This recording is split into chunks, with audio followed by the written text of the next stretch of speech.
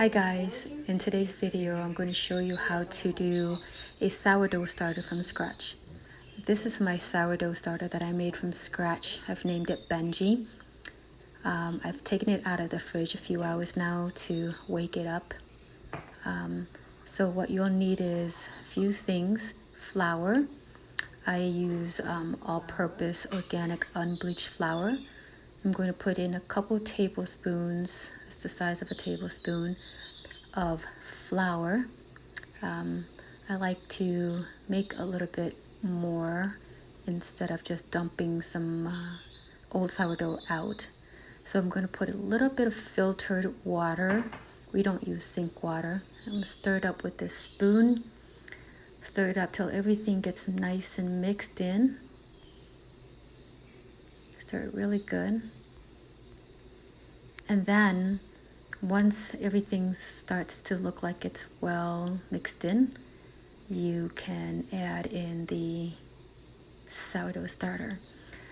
It's still a little too runny for me, so what I'm going to do is put a little bit more flour in there. Obviously, I'm not going to use the same spoon, so grabbing another spoon, put in a little bit less than a full tablespoon. Stir it up again, really good.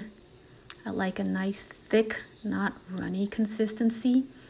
Well, it's a little bit too thick right now, so I need to put a tad more water. Stir it up again. I don't have quite the science on how thick or how much water, how much flour to use. I just eyeball it, really, and it's worked for me. I've not killed my sourdough starter since I first made it.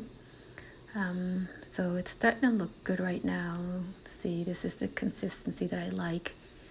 Gooey, not runny, but definitely not thick. Now, I'm going to put it in the clean jar that I have here. And what I like to do is just use the same spoon, stir or clean out that bowl that I made it in. I don't like to have to scrape my jar. I just like to neatly put it into the, I don't like to scrape the bowl, but I rather like to put it neatly into this container here. I don't seal it up tight at all. I just put it away in a corner in the kitchen, and that's it. Now I'm going to show you how to feed your starter. So I'm going to take that same starter that I just made. I am going to pour it back out of the jar just for the sake of showing you guys how to feed your sourdough starter. And this is what you'll have to do every day. One, while you're getting your sourdough starter activated, or two, feeding your sourdough starter on a daily basis. This is my sourdough starter, excuse me. This is me just mixing it again. But what I have down there is my sourdough starter that's been alive for several months now that I did make from scratch. So I'm going to pour it out. Benji, hi Benji. I'm going to pour it out of the jar that I kept it in when I had it in the refrigerator. So I'm going to pour it out of that jar. I'm not going to reuse that jar because I am a little particular.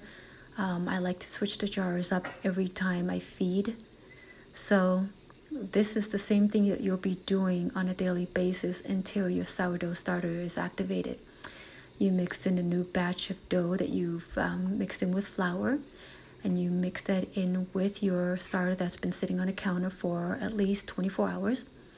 You stir it in very well, make sure it's all incorporated and mixed in very good together.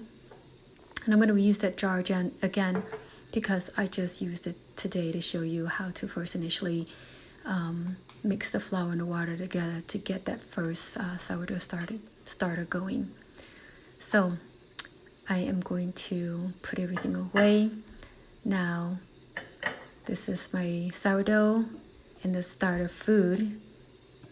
Again, I'm not going to seal it tightly. I'm just going to put it in the kitchen, set it away. So the next time I load a video, I will show you how to make sourdough bread from the sourdough starter. So have fun.